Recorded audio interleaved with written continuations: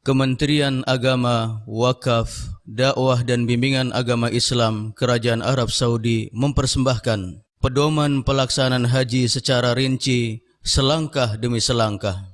لبيك اللهم لبيك لبيك لا شريك لك لبيك إن الحمد والنعمة لك والملك لا شريك لك لبيك لبيك اللهم لبيك لبيك لا شريك لك لبيك إن الحمد والنعمة لك والملك لا شريك لك. Allah Subhanahu wa taala berfirman, وَإِذْ بَوَّأْنَا لِإِبْرَاهِيمَ مَكَانَ الْبَيْتِ أَلَّا تُشْرِكْ بِي شَيْئًا وَطَهِّرْ بَيْتِيَ لِلطَّائِفِينَ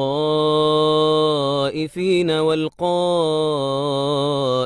وَالرُّكَّعِ السُّجُودِ وَأَذِّن فِي النَّاسِ بِالْحَجِّ يَأْتُوكَ رِجَالًا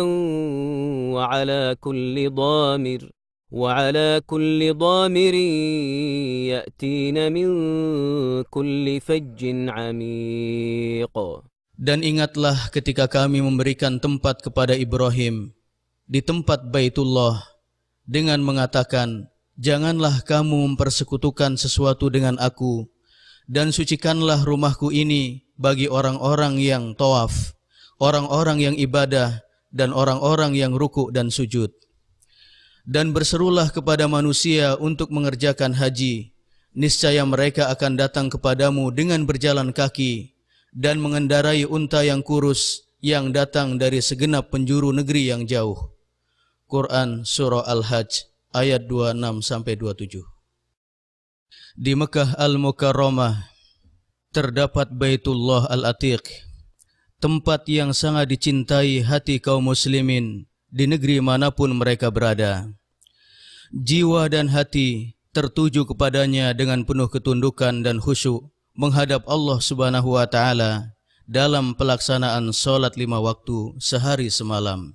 Kaum muslimin datang dari seluruh penjuru negeri untuk melaksanakan haji, tawaf mengelilingi Ka'bah yang dimuliakan sejak dibangun kali pertama oleh Khalilullah, kekasih Allah, Ibrahim alaihi salam, sebagai realisasi dari perintah Allah Subhanahu wa taala. Dan agar lisan mereka bertalbiyah menyambut seruan Allah Subhanahu wa taala, menunaikan haji ke Baitullah Al-Atiq, dan agar Ka'bah menjadi rumah pertama yang dibangun untuk manusia, agar mereka menyembah Allah Subhanahu wa taala di dalamnya atas dasar petunjuk dan ilmu, dengan akidah yang bersih dari segala bentuk keyakinan yang batil dan pemahaman yang keliru. Allah Subhanahu wa taala berfirman, Inna awwala baytin wudi'a lin-nasi lalladhi bi-Bakkata mubarakan wa hudan lil-'alamin fihi ayatun bayyinatun maqamu Ibrahim wa man dakhalahu kana amina. ولله على الناس حج البيت من استطاع إليه سبيلا ومن كفر فإن الله غني عن العالمين. Sesungguhnya rumah yang mula-mula dibangun untuk tempat beribadah bagi manusia ialah Baitullah yang di Mekah, yaitu Mekah, yang diberkahi dan menjadi petunjuk bagi semua manusia. Padanya terdapat tanda-tanda yang nyata, di antaranya maqam Ibrahim. Barang siapa memasukinya, menjadi amanlah dia. Mengerjakan haji adalah kewajiban bagi manusia terhadap Allah, yaitu bagi orang-orang yang sanggup mengadakan perjalanan ke Baitullah. Barang siapa yang mengingkari kewajiban haji, maka sesungguhnya Allah Maha Kaya, tidak memerlukan sesuatu dari semesta alam. Quran Surah Ali Imran ayat 96-97. Ketika Allah Subhanahu wa taala menghendaki matahari Islam bersinar, maka Dia mengutus Rasulnya sebagai penutup para nabi, yaitu Muhammad sallallahu alaihi wasallam, dengan membawa agama yang benar.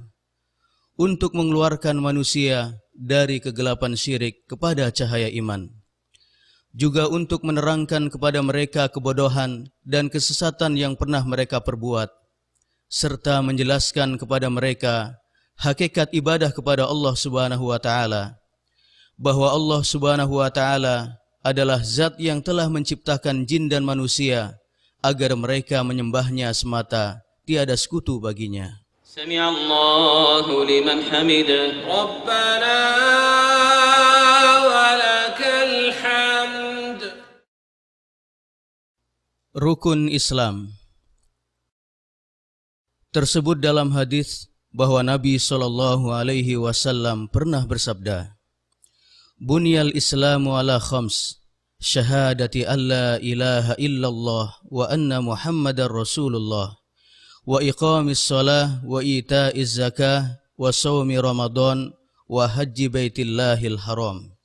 Islam didirikan di atas 5 dasar, yaitu persaksian bahwa tidak ada Tuhan yang berhak disembah selain Allah dan bahwa Muhammad adalah utusan Allah, mendirikan solat, menunaikan zakat, puasa di bulan Ramadan, dan melaksanakan haji ke Baitullahil Haram. Haji merupakan salah satu dari rukun Islam, di mana keislaman seseorang yang diberi kemampuan melaksanakan haji tidak akan sempurna sehingga ia mengadakan perjalanan ke sana. Haji adalah rukun Islam kelima. Ia diwajibkan sekali seumur hidup bagi setiap muslim yang baligh, berakal dan merdeka, serta memiliki kemampuan baik secara materi maupun fisik. Bertolak dari arahan pelayan 2 kota suci, yaitu Raja Abdullah, perihal pentingnya memberikan pelayanan terbaik kepada semua orang yang datang ke Arab Saudi untuk melaksanakan ibadah suci ini, maka pemerintah Arab Saudi bersungguh-sungguh mengerahkan segenap kemampuan, baik materi, SDM, instansi pemerintah terkait, dan yayasan yang ditunjuk untuk melayani para tetamu Allah, sehingga para jamaah haji dapat merasakan ketenangan, keamanan, dan keselamatan sejak mereka datang ke negeri ini hingga mereka kembali ke negaranya masing-masing. Itu semua berkat pemeliharaan Allah Subhanahu wa taala dan pengawasan serta perhatian maksimal dari pemerintah negara yang diberkahi ini. Dan Anda selaku jamaah haji dan umroh akan merasakan bahwa di sana ada proyek, capaian dan pelayanan serta program yang beragam dan kontemporer yang disediakan untuk kenyamanan, keamanan dan kedamaian ibadah Anda. Untuk itu saudaraku yang mulia, jangan Anda ragu untuk mengambil manfaat dari program dan pelayanan yang telah kami sediakan. Kami ucapkan selamat datang kepada Anda para tetamu Allah di negara pemilik 2 kota suci, yaitu Kerajaan Arab Saudi. Macam-macam ibadah haji. Ada 3 cara dalam pelaksanaan ibadah haji. Setiap jenis manasik ini mempunyai sifat dan kewajiban yang harus ditunaikan oleh jamaah haji agar ibadah haji yang dilakukannya menjadi sah. Ketiga jenis manasik itu adalah tamattu, qiran, dan ifrad. Yang paling utama dari ketiga jenis manasik ini adalah tamattu, bagi yang tidak membawa hewan sembelihan atau hadiyu dari tempat tinggalnya. Manasik model inilah yang diperintahkan Rasul pembawa petunjuk Muhammad SAW kepada para sahabatnya. Adapun tamattu adalah seseorang berikhram untuk umroh di bulan-bulan haji seperti Syawal, Dzulqa'dah dan Dzulhijjah. Kemudian setelah tawaf dan sa'i, ia bertahallul yang ditandai dengan memendekkan rambut kepala. Dengan demikian, ia telah dihalalkan dari semua hal yang sewaktu ihram ia diharamkan. Pada hari 8 Dzulhijjah atau hari Tarwiyah, ia berihram untuk haji dari tempat tinggalnya di Mekah Al-Mukarramah. Lalu ia berangkat ke Mina untuk menyempurnakan ibadah hajinya. Ia wajib menyediakan hadyu atau hewan sembelihan. Jika tidak mampu, ia boleh berpuasa 3 hari pada hari-hari haji dan 7 hari setelah ia kembali ke negerinya. Sedangkan qiran adalah seseorang berihram untuk umroh dan haji sekaligus dengan melafazkan labbaika umratan wa hajjan. Kupenuhi panggilanmu ya Allah untuk menunaikan umroh dan haji. Sesampainya di Mekah, ia melakukan tawaf kudum dan sa'i untuk haji dan umrohnya. Setelah sa'i, ia tetap dalam keadaan ihram dan tidak bertahalul. Di hari ke-8 Dzulhijjah atau hari Tarwiyah, ia bertolak menuju Mina untuk menyempurnakan amalan-amalan haji dan umrohnya. Hanya saja ia tidak lagi melakukan sa'i karena ia telah melakukannya setelah tawaf kudum. Ia wajib menyediakan hadyu atau hewan sembelihan. Jika tidak mampu, ia boleh berpuasa 3 hari pada hari-hari haji dan 7 hari setelah ia kembali ke negerinya dan berkumpul bersama keluarganya. Adapun ifrad adalah seseorang hanya berihram untuk haji saja. Setelah sampai di mikot, ia mengucapkan talbiyah, labbaika hajjan, kupenuhi panggilanmu ya Allah untuk menunaikan haji. Sesampainya di Mekah, ia melakukan tawaf dan sa'i, dan ia tetap dalam keadaan ihram sehingga ia menyempurnakan amalan-amalan hajinya. Bagi orang yang melakukan haji ifrad, tidak wajib atasnya hadyu atau hewan sembelihan, sebab ia tidak menggabungkan antara umroh dan haji. Yang terbaik dari ketiga macam manasik tersebut adalah tamattu, kemudian qiran, dan yang terakhir adalah ifrad.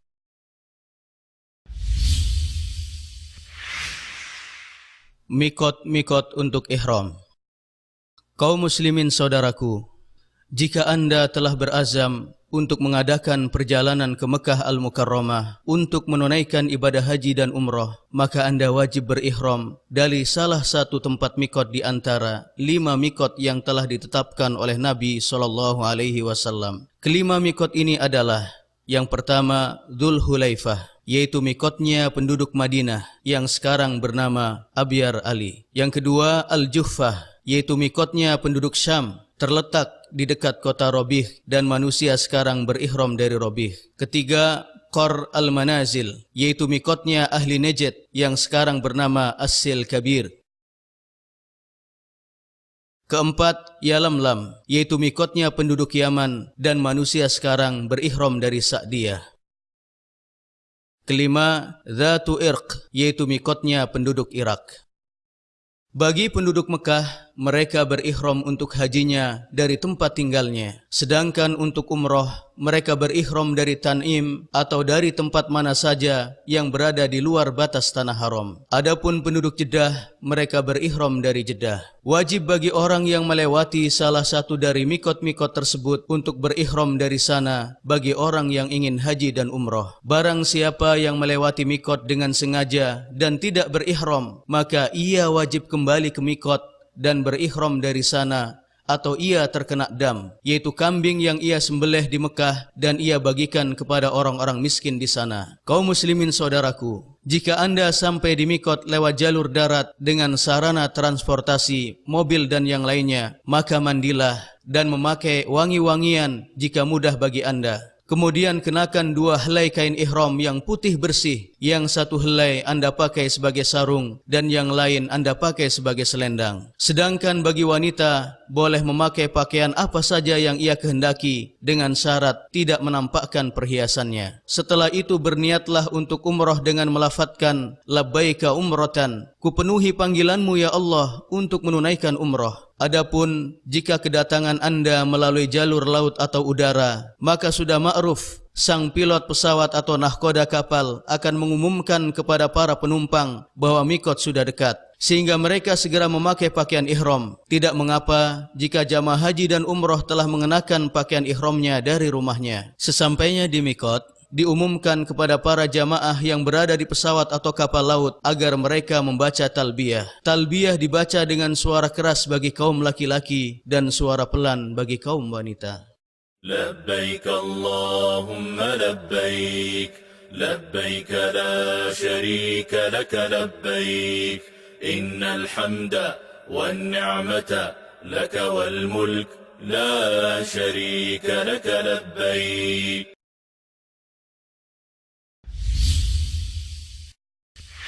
Larangan-larangan ihram. Ketika Anda telah bertalbiyah untuk umrah dengan melafadzkan labbaika umratan, kupenuhi panggilanmu ya Allah untuk menunaikan umrah, atau Anda bertalbiyah untuk haji dengan mengucapkan labbaika hajjan, kupenuhi panggilanmu ya Allah untuk menunaikan haji, atau Anda bertalbiyah untuk umrah dan haji dengan melafadzkan labbaika umratan wa hajjan, Kupenuhi panggilanmu ya Allah untuk menunaikan umrah dan haji. Berarti Anda telah memasuki manasik dan Anda harus menjauhi beberapa larangan sewaktu ihram. Larangan-larangan ihram itu adalah: pertama, mencabut rambut kepala atau menggunting kuku. Jika ada helai rambut yang terjatuh tanpa sengaja, atau mengambil helai rambut atau menggunting kuku dalam keadaan lupa atau belum mengetahui hukumnya, maka hal itu tidak mengapa. Kedua, tidak boleh bagi orang yang berihram memakai wangi-wangian baik di badan atau baju ihramnya, dan tidak mengapa jika ada sisa harum wewangian yang Anda oleskan sebelum ihram. Ketiga, tidak boleh berburu binatang buruan darat, baik dengan membunuhnya, mengejar-ngejarnya, atau membantu orang lain untuk berburu. Keempat, baik yang sedang berihram maupun tidak, dilarang menebang pohon di tanah haram dan mencabut tumbuh-tumbuhan hijau yang tumbuh dengan sendirinya, yakni tidak ditanam oleh manusia. Kelima, tidak boleh memungut barang temuan di tanah haram kecuali dengan tujuan untuk mengumumkannya. Keenam, orang yang sedang berihram tidak boleh meminang wanita atau melakukan akad nikah, baik untuk dirinya sendiri maupun untuk orang lain. Juga dilarang berhubungan intim dengan istri atau menyentuhnya dengan syahwat. Ketujuh, bagi wanita saat ihram dilarang memakai alas tangan dan menutupi wajahnya dengan cadar dan burqa, terkecuali jika melintas di hadapannya lelaki asing yang bukan mahramnya. Pada saat itu ia wajib menutupi wajahnya dengan kain jilbabnya dan yang lainnya. Juga yang demikian itu dia lakukan pada saat tidak berihram. Kedelapan, bagi yang berihram dilarang menutup kepala dengan kain ihram dan apa saja yang menempel di kepala. Sedangkan memakai payung untuk menghindari panas matahari, atau berteduh di bawah atap mobil, atau meletakkan barang bawaan di kepala, maka hal itu tidak mengapa. Jika ia menutup kepalanya karena lupa atau belum mengetahui hukumnya, maka hal itu tidak ada sanksi baginya, tetapi ia segera menurunkannya saat ia ingat atau telah mengetahui hukumnya. Kesembilan, tidak boleh bagi laki-laki memakai gamis, baju, dan kain berjahit yang dipakai di seluruh tubuh atau sebagiannya, seperti kopiah, celana, sorban, dan sepatu. Kecuali jika ia tidak mendapatkan sarung, ia boleh memakai celana. Jika tidak mendapatkan sendal, ia boleh memakai sepatu. Bagi orang yang berihram, boleh memakai sendal, cincin, kacamata, jam tangan, headset, ikat pinggang, dan dompet untuk menyimpan uang dan dokumen penting. Dibolehkan pula mengganti pakaian ihram dan mencucinya. Demikian pula mandi membersihkan rambut dan badan. Jika ada rambut yang terjatuh tanpa sengaja, maka hal itu tidak mengapa. Demikian pula tidak mengapa jika ada darah yang menetes dari luka di tubuhnya. Bagi orang yang berihram, tiada solat sunnah ihram yang dikhususkan untuknya, seperti anggapan sebagian orang. Wajib bagi orang yang melaksanakan haji atau umroh untuk memelihara kewajiban agama, seperti solat dengan berjamaah tepat pada waktunya, meninggalkan dosa dan maksiat, kata-kata porno, perkataan dusta, dan yang senada dengan itu yang terkadang diperbuat oleh sebagian orang.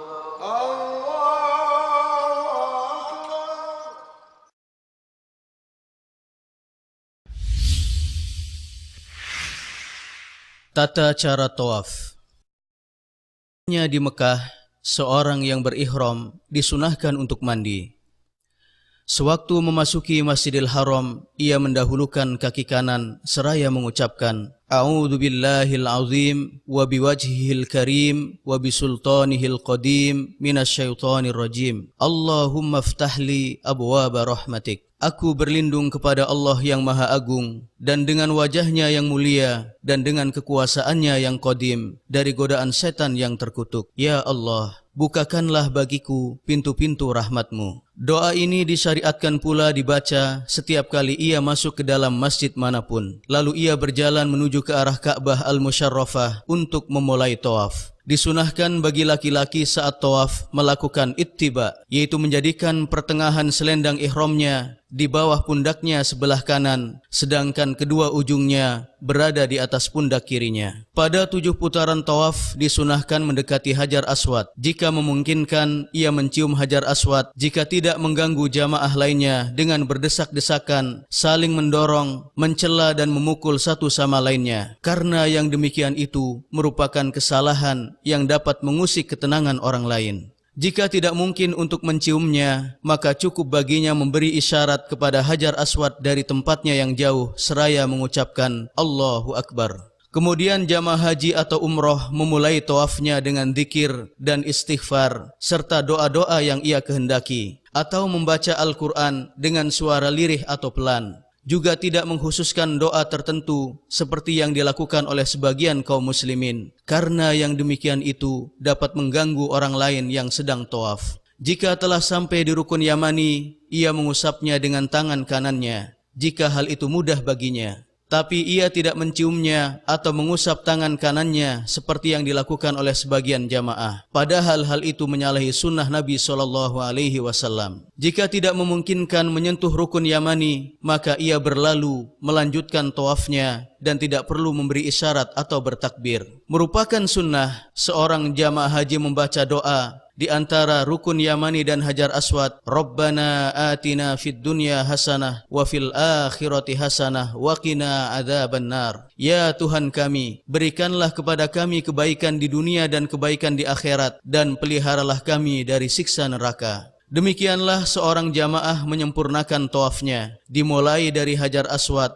dan berakhir di sana. Disunahkan pula pada 3 putaran pertama bagi laki-laki pada tawaf kudum untuk melakukan romel, yaitu berjalan cepat dengan memendekkan langkah-langkah kakinya. Ada beberapa kesalahan yang biasa dilakukan sebagian jamaah saat melakukan tawaf. Di antaranya, pertama, sebagian orang melakukan tawaf di dalam hijir Ismail dengan keyakinan bahwa hal itu termasuk tawaf. Padahal sejatinya tawaf di dalam hijir Ismail adalah tidak sah, karena ia telah mengurangi kesempurnaan tawafnya, di mana ia hanya terhitung tawaf mengelilingi sebagian Ka'bah saja. Kedua, di antara kesalahan lain adalah memegang seluruh rukun Ka'bah, dindingnya, dan menyentuh kiswah Ka'bah, pintunya dan makom Ibrahim. Dan amalan seperti ini tidak dibolehkan, karena hal itu termasuk bid'ah yang tidak ada dasarnya dalam agama dan tidak pernah pula dilakukan oleh Nabi SAW. Ketiga, tidak boleh mengeraskan bacaan ketika tawaf karena dapat mengganggu ketenangan kaum muslimin. Keempat, di antara kesalahan lainnya adalah berdesak-desakannya antara kaum wanita dengan laki-laki, terlebih di sekitar Hajar Aswad dan makom Ibrahim. Maka hal itu wajib dijauhi. Setelah tawaf, jamaah haji dan umroh segera bergegas menutup kembali pundak sebelah kanan dengan kain ihramnya. Lalu ia sholat 2 rakaat di belakang makom Ibrahim jika memungkinkan baginya. Jika tidak, maka ia boleh sholat 2 rakaat di tempat mana saja dari Masjidil Haram. Pada rakaat pertama setelah membaca Al-Fatihah, ia membaca surah Al-Kafirun, Qul ya ayyuhal kafirun. Dan pada rakaat yang kedua setelah membaca Al-Fatihah, dia membaca surah Al-Ikhlas, Qul huwallahu ahad. Jikalau ia membaca selain kedua surat tersebut juga tidak apa-apa.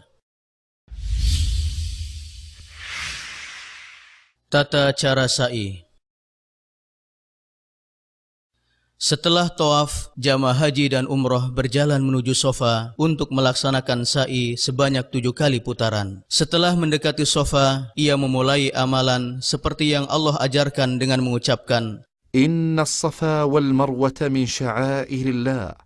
فمن حج البيت أو اعتمر فلا جناح عليه أن يطوف بهما ومن تطوع خيرا فإن الله شاكر عليم. Sesungguhnya Safa dan Marwa adalah sebagian dari syiar Allah. Maka barang siapa yang beribadah haji ke Baitullah atau berumrah, maka tidak ada dosa baginya mengerjakan sa'i antara keduanya. Dan barang siapa yang mengerjakan suatu kebajikan dengan kerelaan hati, maka sesungguhnya Allah maha mensyukuri kebaikan lagi maha mengetahui. Kemudian ia naik ke bukit Safa dan menghadap kiblat seraya memuji Allah Subhanahu wa taala dan bertakbir 3 kali. Dengan mengangkat kedua tangan berdoa dan mengulang-ulang doa, La ilaha illallah wahdahu la syarikalah, lahul mulku wa lahul hamdu wa huwa ala kulli syai'in qadir. La ilaha illallah wahdah, anjaza wa'dahu wa nasara abdahu wa hazamal ahzaba wahdah. Tiada Tuhan yang berhak disembah kecuali Allah yang Maha Esa, tiada sekutu baginya. Baginya kerajaan dan baginya pujian, dan Dia Maha Kuasa atas segala sesuatu. Tiada Tuhan yang berhak disembah kecuali Allah yang Maha Esa, yang menepati janjinya, membela hambanya, dan mencerai-beraikan musuhnya sendirian. Zikir ini diulang-ulang 3 kali, dan boleh ditambah dengan doa-doa lain yang ia kehendaki. Tidak mengapa jika ia membaca doa ini kurang dari 3 kali. Dan ia tidak mengangkat kedua tangan kecuali pada saat berdoa. Dan ia tidak memberi isyarat di saat mengucapkan takbir. Karena hal itu merupakan kesalahan fatal yang sering dilakukan oleh sebagian jamaah haji dan umroh. Lalu ia turun dari sofa menuju Marwah dengan berjalan kaki, lalu berdoa dengan doa-doa yang mudah baginya, berdoa untuk kebaikan dirinya, keluarganya, dan kaum muslimin pada umumnya. Ketika sampai di tanda hijau, jamaah laki-laki berlari, tapi tidak disyariatkan bagi jamaah wanita. Jika telah sampai di tanda hijau kedua, ia berjalan biasa seperti sebelumnya, sehingga ketika sampai di Marwah, ia berdiri menghadap ke arah Ka'bah dan mengucapkan zikir seperti yang ia ucapkan sewaktu berada di sofa. Lalu ia berdoa seperti yang ia kehendaki. Kemudian ia turun menuju sofa. Ketika sampai di tanda hijau pertama, ia berlari sampai melewati tanda hijau kedua. Setelah itu ia berjalan biasa dan naik ke bukit Sofa. Demikianlah ia menyempurnakan ke-7 putaran sa'inya dengan cara seperti itu. Dari Sofa ke Marwah dihitung 1 putaran, dan kembalinya dari Marwah ke Sofa dihitung putaran kedua, dan seterusnya. Tidak mengapa jika ia memulai sa'i dengan berjalan kaki, lalu ia merasa capek, lelah, atau ada gangguan kesehatan dengan takdir Allah Subhanahu wa Ta'ala, maka ia boleh melanjutkan sa'inya dengan menggunakan kursi roda. Dibolehkan pula bagi wanita haid atau nifas untuk melaksanakan sa'i tanpa melakukan tawaf, karena tempat sa'i bukan termasuk Masjidil Haram. Di antara kesalahan fatal yang sering kita lihat adalah jamaah wanita ikut berlari saat melewati 2 tanda hijau. Setelah menyempurnakan sa'i, maka jamaah bertahallul dengan memendekkan rambut kepalanya. Jika ia mengambil haji tamattu, diharuskan menggunting seluruh rambut kepala dan bukan sebagian rambutnya saja. Adapun bagi wanita, saat bertahallul hanya memotong rambutnya seukuran ujung ruas jarinya. Dengan demikian, bagi jamaah yang mengambil haji tamattu telah menyempurnakan umrohnya dan telah dihalalkan baginya semua hal yang sebelumnya dilarang sewaktu ihram. 8 Dzulhijjah, hari Tarwiyah. Pada tanggal 8 Dzulhijjah yang dikenal dengan hari Tarwiyah, para jamaah haji berihram untuk haji sesuai dengan cara manasik yang dipilihnya, baik itu tamattu, qiran maupun ifrad. Mereka bertolak menuju Mina sebagai realisasi dari mengikuti sunnah Nabi SAW. Disunahkan berangkat ke Mina sebelum tergelincir matahari, yaitu sebelum zuhur. Mereka sholat zuhur, asar, maghrib dan isya serta subuh di Mina dengan cara qashar, yaitu bagi sholat yang 4 rakaat tanpa dijamak. Tiada perbedaan antara penduduk Mekah dan yang lainnya. Termasuk sunnah, jamaah haji melakukan mabit atau bermalam di Mina pada hari Tarwiyah, yaitu malam 9 Dzulhijjah. Setelah sholat subuh di hari 9 Dzulhijjah, jamaah haji menunggu beberapa saat hingga matahari terbit. Lalu jamaah haji bertolak menuju Arafah dalam keadaan tenang dan tertib sambil bertalbiyah dan bertakbir serta zikir kepada Allah Subhanahu wa Ta'ala. Labbaik Allahumma labbaik, labbaik la syarika laka labbaik, innal hamda wan ni'mata laka wal mulk La syarika laka labbaik. Tata cara dan waktu talbiyah.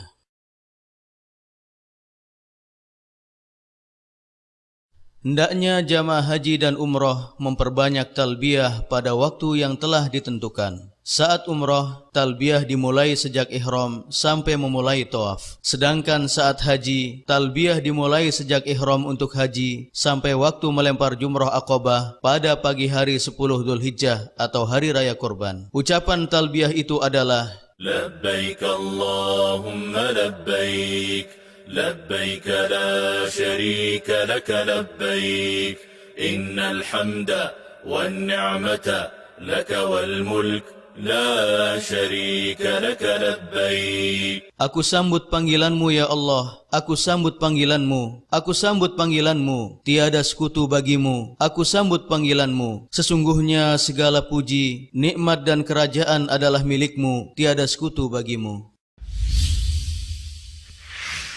9 Dzulhijjah atau Hari Arafah.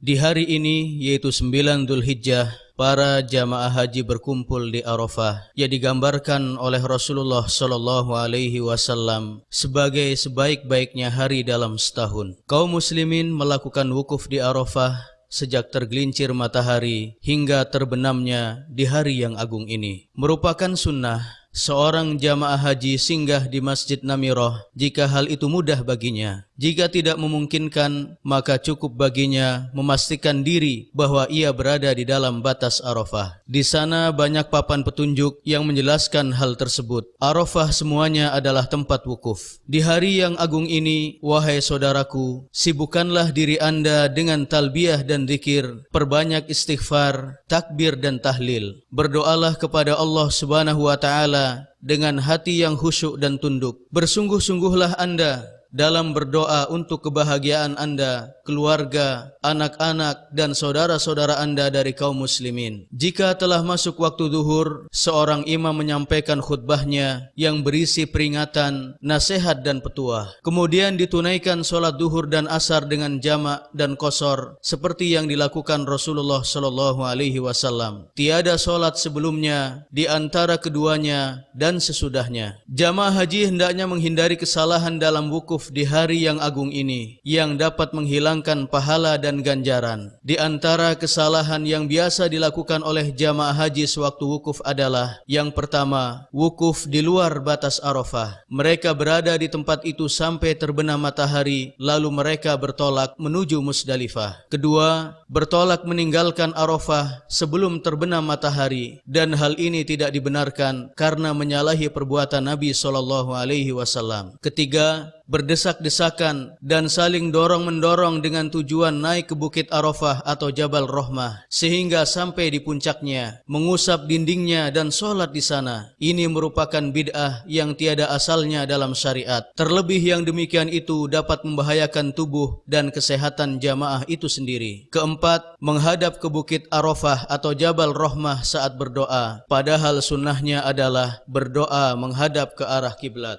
اللهم إني أعوذ بك من الكفر والفقر ومن عذاب القبر لا إله إلا أنت اللهم أنت ربي لا إله إلا أنت خلقتني وأنا عبدك وأنا على عهدك ووعدك ما استطعت أعوذ بك من شر ما صنعت وأبوء لك بنعمتك علي وأبوء بذنبي فاغفر لي إنه لا يغفر الذنوب إلا أنت. Ya Allah, sesungguhnya aku berlindung kepadamu dari kekufuran dan kefakiran, dan aku berlindung kepadamu dari azab kubur. Tiada Tuhan yang berhak disembah selain Engkau. Ya Allah, sesungguhnya Engkau adalah Tuhanku. Tiada Tuhan yang berhak disembah selain Engkau. Engkau yang telah menciptakan aku, sedangkan aku adalah hamba-Mu, dan aku berada di atas ikatan janji kepadamu semampuku. Aku mengakui nikmat-Mu atas diriku, dan aku mengakui dosa-dosaku kepadamu, maka ampunilah aku. Sesungguhnya tiada yang mengampuni dosa kecuali Engkau. Allah Subhanahu wa taala berfirman, ليس عليكم جناح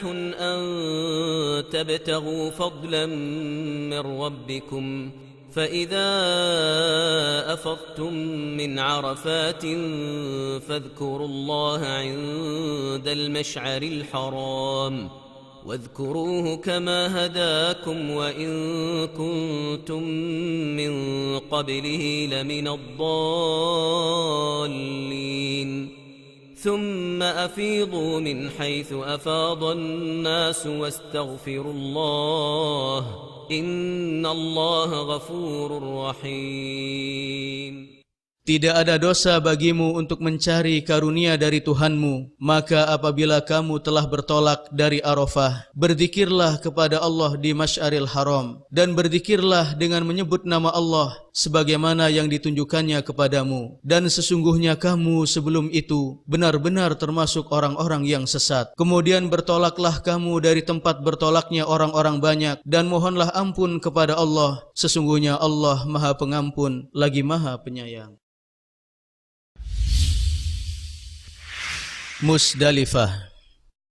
Setelah terbenam matahari di hari 9 Dzulhijjah, kafilah haji bertolak meninggalkan Arafah menuju Musdalifah dalam naungan barakah Allah Subhanahu wa taala. Setelah sampai di Musdalifah, mereka menunaikan salat maghrib dan isya secara jamak dan qashar dengan 1 adzan dan 2 iqamah. Tujuan mereka di Musdalifah malam itu adalah untuk melakukan mabit atau bermalam di sana. Mereka berangkat ke Musdalifah dengan melantunkan talbiyah, zikir dan syukur kepada Allah Subhanahu wa taala atas segala karunia dan anugerahnya, karena mereka telah menyaksikan wukuf di Arafah. Sesampainya jamaah haji di Musdalifah, sebagian jamaah melakukan kesalahan yang semestinya dapat mereka hindari. Di antara kesalahan-kesalahan yang dilakukan oleh sebagian jamaah haji di Musdalifah adalah mereka sibuk memungut batu kerikil sebelum melaksanakan solat maghrib dan isya secara jamak dan qashar. Padahal solat semestinya lebih mereka prioritaskan pelaksanaannya. Demikian pula keyakinan bahwa mereka harus memungut batu kerikil dari Musdalifah juga merupakan bentuk kesalahan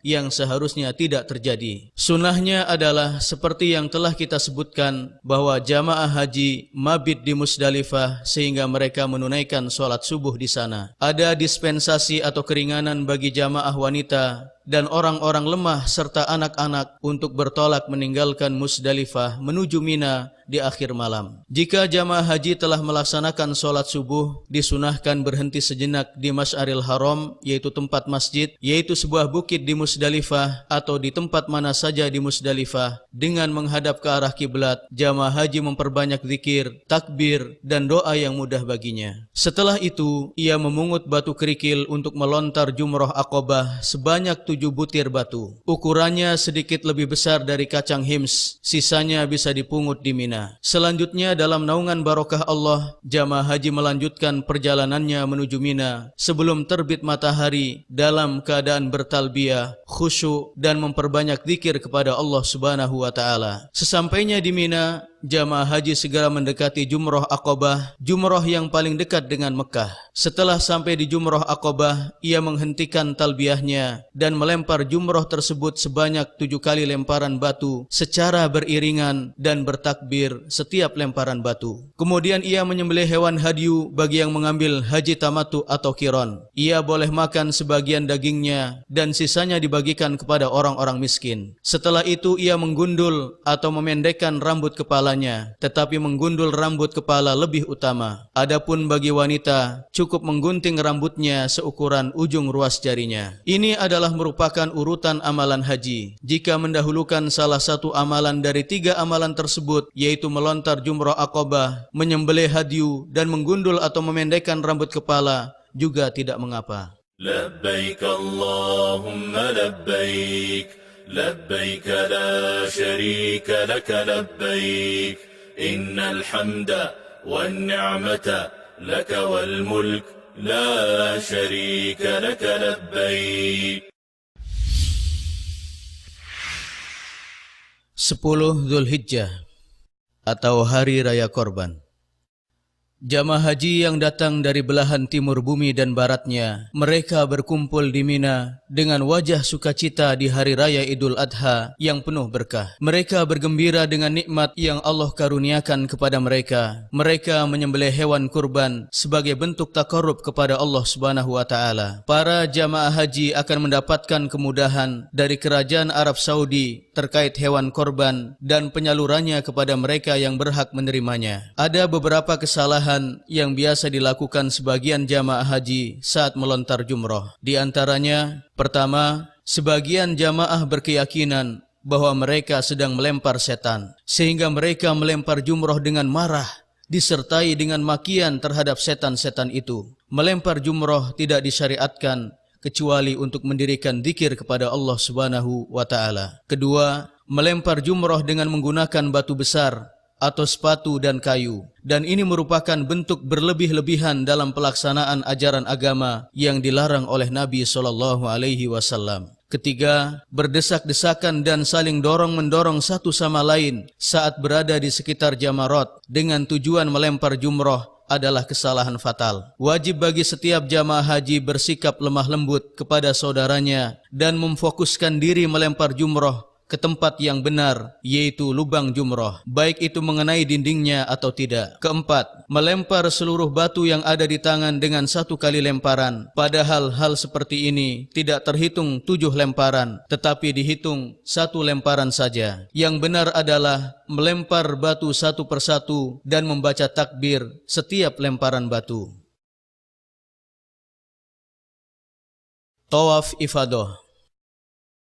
Ketika jamaah haji telah melempar jumrah Aqabah dan menggundul rambut kepala atau memendekkannya, berarti ia telah menyempurnakan tahallul awal dan telah dibolehkan baginya mengenakan kembali pakaiannya dan telah dihalalkan baginya seluruh larangan ihram kecuali menyentuh istrinya. Kemudian ia bertolak menuju Mekah untuk melaksanakan tawaf ifadah yang merupakan salah satu rukun haji, di mana haji tidak sah kecuali dengan melakukan tawaf tersebut. Setelah tawaf, bagi jamaah yang mengambil haji tamattu melakukan sa'i. Demikian pula bagi yang belum melakukan sa'i setelah tawaf kudum bagi yang mengambil haji qiron atau ifrad. Jamaah haji boleh mengakhirkan tawaf ifadah sampai berakhirnya hari-hari Mina, yaitu 13 Dzulhijjah, dan pergi ke Mekah Al-Mukarramah untuk melakukan tawaf ifadah setelah menyelesaikan seluruh lemparan jumrah pada hari itu.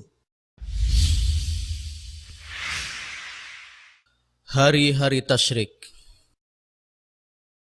Setelah jamaah haji menyelesaikan tawaf ifadah pada hari raya Korban, yaitu 10 Dzulhijjah, maka telah dihalalkan baginya seluruh larangan ihram, termasuk menyentuh atau berhubungan intim dengan istrinya. Kemudian ia kembali ke Mina untuk melaksanakan mabit di sana pada malam-malam tasyrik, yaitu malam 11, 12 dan 13 Dzulhijjah, atau cukup mabit 2 malam saja bagi jamaah haji yang mengambil nafar awal. Hal ini berdasarkan firman Allah Subhanahu wa taala, واذكروا الله في أيام معدودات فمن تعجل في يومين فلا إثم عليه ومن تأخر فلا إثم عليه لمن اتقى.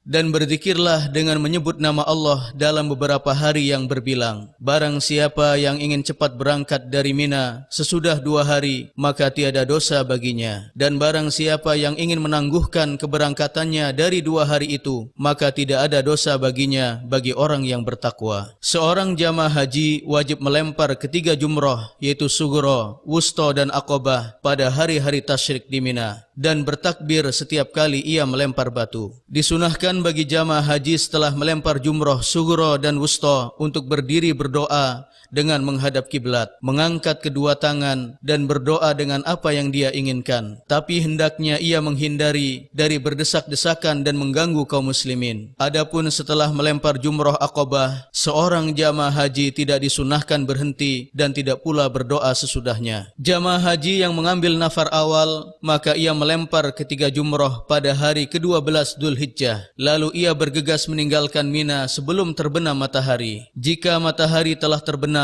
dan ia masih berada di Mina, maka ia diharuskan mabit pada malam ke-13 di Mina dan melempar ketiga jumrah pada hari ke-13-nya. Terkecuali bagi orang yang telah keluar meninggalkan Mina dan terjebak macet atau ada uzur lain sehingga ia belum keluar dari Mina hingga terbenam matahari, maka ia tidak diharuskan mabit lagi pada malam ke-13 di Mina.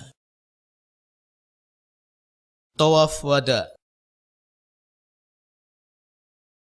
Jamaah haji kembali berangkat ke Mekah Al-Mukarramah untuk melaksanakan tawaf mengelilingi Al-Baitul Atiq yang merupakan amalan haji terakhir yang wajib ditunaikannya. Hal itu dilakukan setelah jamaah hampir menyempurnakan seluruh rangkaian manasik dari rukun dan wajib-wajib haji. Tawaf wada merupakan amalan terakhir sebelum meninggalkan Mekah sebagai bentuk realisasi dari perintah Nabi SAW, la yanfiranna ahadun hatta yakuna akhiru ahdihi bil bait. Janganlah ada seorang pun dari jamaah haji pergi meninggalkan Mekah sehingga dia melakukan tawaf wada sebagai amalan terakhir baginya di sisi Baitullah, yaitu Ka'bah. Tawaf wada merupakan kewajiban terakhir yang harus ditunaikan jamaah haji sebelum ia mengadakan perjalanan pulang ke negerinya. Tidak gugur kewajiban tawaf wada melainkan bagi wanita haid dan nifas.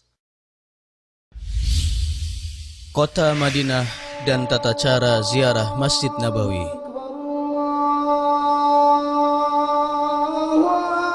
Jamaah haji bertolak menuju kota Madinah Al-Munawwarah yang merupakan tempat hijrah dan tempat tinggal Nabi SAW. Tujuannya adalah untuk mengunjungi Masjid Nabawi yang merupakan salah satu masjid yang disyariatkan untuk diziarahi seperti dalam sabda Nabi SAW, la tushaddur rihalu illa ila thalathati masajid, al-masjidil haram wa masjidi hadha wal Masjidil Aqsa. Tidak diperkenankan mengadakan perjalanan kecuali kepada 3 masjid, Masjidil Haram, Masjid Nabawi dan Masjidil Aqsa. Walaupun demikian, ziarah ke Masjid Nabawi bukan merupakan syarat sah haji atau bagian dari kewajiban haji. Bahkan tiada hubungan atau korelasi dengan haji atau ihram. Tetapi ziarah ke Masjid Nabawi disyariatkan dan dianjurkan di setiap waktu sepanjang tahun. Dan selama seseorang telah dimudahkan Allah Subhanahu wa taala untuk mengunjungi negeri pemilik 2 kota suci, disunahkan baginya mengunjungi kota Madinah Nabawiyah untuk melaksanakan solat di Masjid Nabawi, yang mana solat di dalamnya lebih baik daripada 1000 kali solat di masjid yang lain kecuali Masjidil Haram, di mana solat di Masjidil Haram pahalanya sebanding dengan 100.000 kali solat di masjid lainnya. Selanjutnya setelah solat ia mengucapkan salam kepada Rasulullah SAW. Jika anda telah sampai di Masjid Nabawi, maka masuklah anda ke dalam masjid dengan mendahulukan kaki kanan dan sebutlah nama Allah Subhanahu wa taala dan ucapkan salawat kepada nabinya SAW dan mintalah kepada Allah agar membukakan untukmu pintu-pintu rahmatnya. Ucapkanlah a'udzu billahil azim wa biwajhihil karim wa bisultanihil qadim minasyaitonir rajim. Allahumma ftahli abwaaba rahmatik. Aku berlindung kepada Allah yang Maha Agung dan dengan wajahnya yang mulia dan dengan kekuasaannya yang qadim dari godaan setan yang terkutuk. Ya Allah, bukakanlah bagiku pintu-pintu rahmatmu. Disyariatkan pula doa ini untuk dibaca setiap kali anda masuk ke dalam masjid manapun. Setelah anda masuk ke dalam Masjid Nabawi, segera lakukan solat sunnah tahiyatul masjid 2 rakaat. Dan sungguh indah jika anda dapat melaksanakannya di Raudhah. Jika tidak memungkinkan solat di sana, maka solatlah di tempat yang mudah bagi anda di Masjid Nabawi. Selanjutnya bangkitlah dan pergilah untuk menziarahi kubur Nabi SAW. Anda berdiri menghadap kubur beliau dan ucapkanlah salam dengan penuh adab dan suara yang pelan. Assalamu alayka ayyuhan nabiyyu wa rahmatullahi wa barakatuh. Allahumma atihil wasilata wal fadilah wa ba'athul maqamal mahmud alladhi wa'adtah. Allahumma jazihi an ummatihi afdalal jaza. Salam sejahtera, rahmat dan barakah Allah untukmu wahai Nabi. Ya Allah, berilah ia wasilah dan keutamaan serta bangkitkan ia di tempat terpuji yang telah engkau janjikan kepadanya. Ya Allah, berilah balasan kepadanya atas pengorbanannya terhadap umatnya dengan sebaik-baik balasan. Kemudian anda bergeser ke arah kanan dan berdiri di depan kubur Abu Bakar As-Siddiq radhiyallahu an. Ucapkan salam kepadanya dan doakan ia mendapatkan rahmat, ampunan dan keridhoannya. Setelah itu anda bergeser ke sebelah kanan dan berdiri di depan kubur Umar bin Khattab radhiyallahu an. Ucapkanlah salam kepadanya dan doakan ia mendapatkan rahmat, ampunan dan keridhoannya. Ada beberapa kesalahan yang biasa dilakukan oleh sebagian jamaah saat menziarahi Masjid Nabawi, dan hal itu termasuk perbuatan bid'ah yang tidak ada dasarnya dalam agama dan tidak pernah dicontohkan oleh sahabat Nabi radhiyallahu anhum. Di antara kesalahan-kesalahan tersebut adalah yang pertama, mengusap jendela pagar kubur Nabi SAW dan menyentuh dinding-dinding masjid. Hal ini merupakan kesalahan yang seharusnya tidak terjadi. Kedua, saat berdoa, jamaah menghadap kubur Nabi SAW, dan ini merupakan bentuk kesalahan, padahal doa yang benar adalah menghadap ke arah kiblat. Setelah itu, Anda disunahkan menziarahi kuburan Baqi', di mana sebagian besar sahabat Nabi SAW dikuburkan di sana, seperti khalifah ketiga, yaitu Utsman bin Affan radhiyallahu an. Demikian pula menziarahi kuburan syuhada Uhud. Di antara sahabat yang gugur di perang Uhud adalah Hamzah bin Abdul Muttalib radhiyallahu an. Lalu Anda mendoakan mereka seperti yang diajarkan Nabi SAW kepada para sahabatnya sewaktu ziarah kubur. Assalamualaikum ahlad diyar